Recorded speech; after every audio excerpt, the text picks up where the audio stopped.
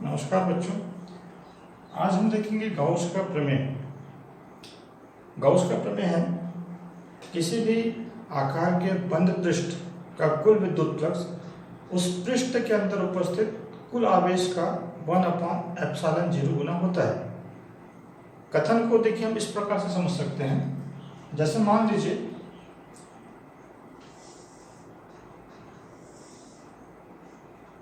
ये एक बंद पृष्ठ है। बंद पृष्ठ जैसे चित्र में दिखाई दे रहा है 2D फिगर है, तो यहाँ पर आपको ये सर्किल नजर आ रहा है। सर्किल नहीं, वास्तव में इस प्रकार से बंद है। जिस प्रकार से फुटबॉल होता है जो कि चारों तरफ से बंद होता है, ये उसी प्रकार का एक बंद पृष्ठ है। इसको हम फुटबॉल की तरह से बना सकते हैं।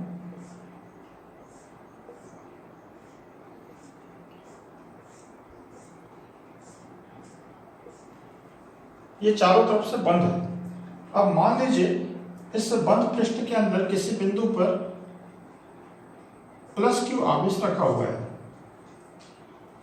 जैसा हम सभी को मालूम है, कोई भी आवेशित पदार्थ किसी बिंदु पर रखा होगा तो उसके चारों तरफ विद्युत क्षेत्र बनेगा, और विद्युत क्षेत्र को दर्शाने के लिए हम उसके चारों तरफ विद्युत बल रेखाओं का उपयोग कर सकते हैं। तो जैसे आवेश है तो इसके चारों तरफ विद्युत क्षेत्र होगा। विद्युत क्षेत्र को दर्शाने के लिए हम यहाँ पर विद्युत बल रेखाएं खींच रहे हैं।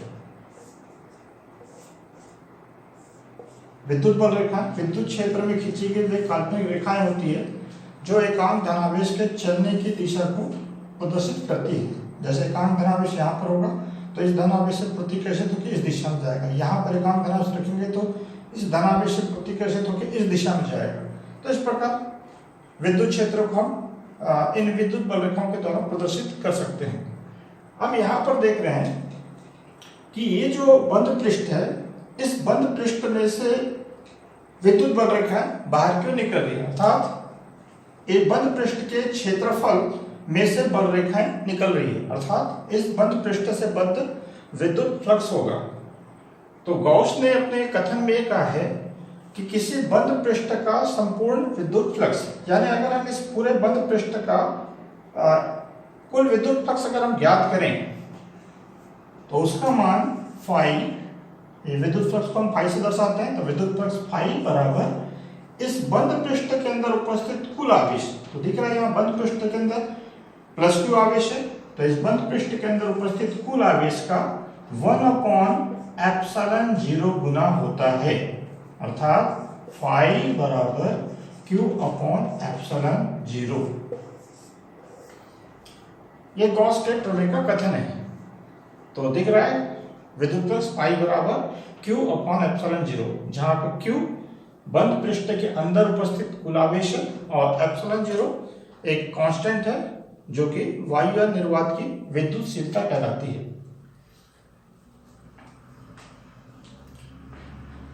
अब ये जो प्रमेय है गॉस का प्रमेय, इसको हम किस प्रकार से उत्पन्न करेंगे, तो जो परीक्षा में जो प्रश्न पूछा जाता है, गॉस का प्रमेय लिखकर इसके प्रमेय की उत्पत्ति करें।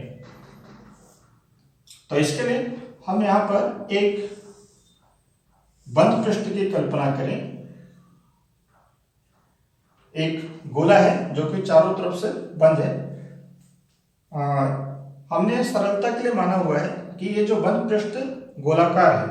वास्तव में गॉस का प्रमेय में यह है कि किसी भी आकार का बंद पृष्ठ, तो किसी भी आकार का हो सकता है, लेकिन हम यहाँ पर सरल हमारा डेरिवेशन हो, इसके लिए हम इसको गोलाकार मान रहे हैं। तो मान लीजिए एक ऐसा गोलाकार बंद पृष्ठ है और इसके केंद्र पर प्लस Q आवेश रखा हुआ है। जरूरी नहीं कि जो आवेश है इसके केंद्र पे है, बंद पृष्ठ के अंदर किसी भी स्थान पर हो सकता है। हमने अपने डेरिवेशन की सरलता के लिए एक तो गोलाकार मान लिया है पृष्ठ को, और उसके केंद्र पर हम प्लस Q आवेश रखा हुआ मान रहे हैं। अब हम इस बंद पृष्ठ से बद्ध हम विद्युत फ्लक्स निकालेंगे, जो कि गॉस का प्रमेय ये बताता है कि इस पूरे बंद पृष्ठ का कुल विद्युत फ्लक्स कितना होगा।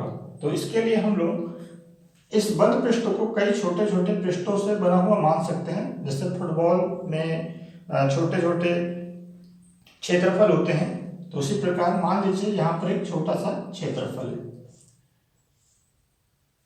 और ये जो कुल क्षेत्रफल है मान लीजिए S है और इसी गोले का एक अल्प पृष्ठ है, इसको हम ds मान लेते हैं और चूंकि पृष्ठ की दिशा पृष्ठ के अभिलंबित होती है तो ये ds इसका क्षेत्रफल है और ये पृष्ठ की दिशा है। संपूर्ण विद्युत फ्लक्स निकालने के लिए हम सबसे पहले इस अल्प पृष्ठ का विद्युत फ्लक्स निकालें। तो ये ds अल्प पृष्ठ का विद्युत फ्लक्स, इसको हम d फाई से दर्शाएं तो d फाई विद्युत फ्लक्स का सूत्र जैसा हमने पहले पढ़ा हुआ है, d फाई बराबर E ds cos थीटा, जहां E उस पृष्ठ पर विद्युत क्षेत्र की तीव्रता है, ds पृष्ठ का क्षेत्रफल है और cos थीटा जहां थीटा क्षेत्रफल और विद्युत क्षेत्र की तीव्रता के बीच का कोण है। तो जैसे इस बिंदु पर प्लस क्यू आवेश के कारण विद्युत क्षेत्र की तीव्रता मान लीजिए E होगी, तो प्लस क्यू आवेश से मान लीजिए इस बिंदु की जो दूरी है r है और r दूरी पर विद्युत क्षेत्र की तीव्रता E है। इस तीव्रता की दिशा अगर देखें तो तीव्रता एकांक धन आवेश पे लगने वाला बल होता है। तो इस बिंदु पर यदि हम एकांक धन आवेश रखेंगे तो प्लस क्यू आवेश के कारण एकांक धन आवेश पर इस दिशा में प्रतिकर्षण बल लगेगा। तो यहाँ पर विद्युत क्षेत्र की तीव्रता की दिशा और ds की दिशा भी एक समान होगी, क्योंकि दोनों की दिशा समान है अर्थात थीटा बराबर 0 है। तब विद्युत फ्लक्स d फाई बराबर E ds।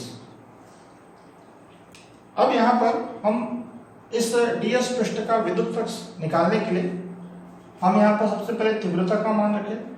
तो हम लोग जानते हैं कि प्लस क्यू आवेश से r दूरी पर विद्युत क्षेत्र की तीव्रता का जो सूत्र होता है उसका मान हम रखें। तो E का मान होता है 1/4 पाई एप्सिलॉन 0, आवेश जिसके कारण तीव्रता है और कितनी दूरी पर तीव्रता ले रहे हैं, तो r दूरी पर तीव्रता, तो तीव्रता 1/4 पाई एप्सिलॉन 0 q बटे r स्क्वायर, ये E का मान हो गया और यहाँ पर ds।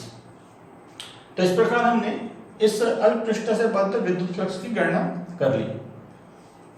अब हम लोग ये जो पूरे बंद पृष्ठ को इसी प्रकार छोटे छोटे ऐसे क्षेत्रफलों से मिलकर बना हुआ मान सकते हैं।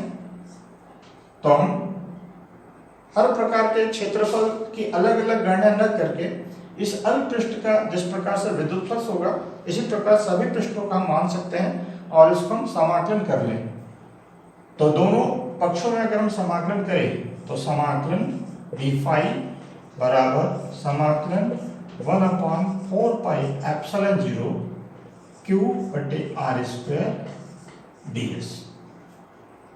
तो इस प्रकार समाकलन करने से सभी छोटे छोटे पृष्ठों का जो विद्युत फ्लक्स है इसका एक साथ योगफल हमको प्राप्त हो जाएगा। तो समाकलन d फाई अर्थात छोटे छोटे पृष्ठों का जो विद्युत फ्लक्स का कुल योगफल, तो जब हम कुल योगफल प्राप्त कर लेंगे सभी पृष्ठों का विद्युत फ्लक्स का योगफल, तो हमको कुल विद्युत फ्लक्स प्राप्त होगा S पृष्ठ का फाई। तो यहाँ पर ये कुल विद्युत फ्लक्स फाई बराबर,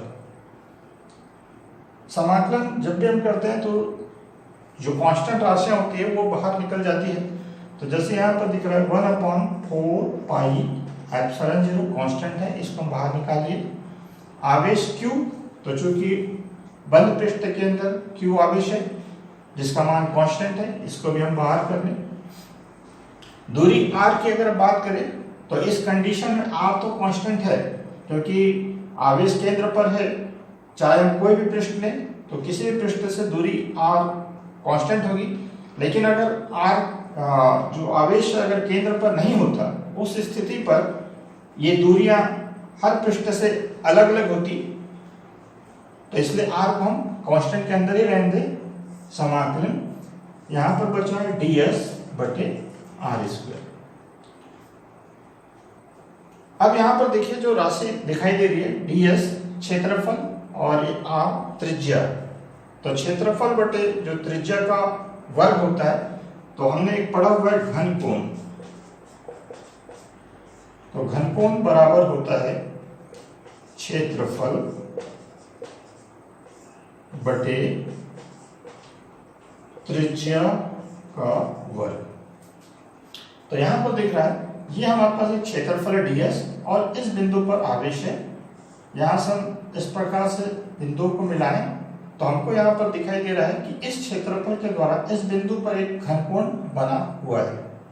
तो यहाँ पर घनकोण को हम दर्शाते हैं, चूंकि अल्प पृष्ठ है तो अल्प पृष्ठ का घनकोण डी ओमेगा, क्षेत्रफल ds,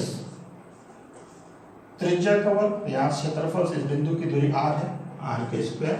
तो इस प्रकार क्षेत्रफल बटे त्रिज्या का वर्ग घनकोण डी ओमेगा से दर्शाएंगे। फाई बराबर 1/4 पाई एप्सिलॉन 0 q, समाकलन के अंदर ये आ गया डी ओमेगा।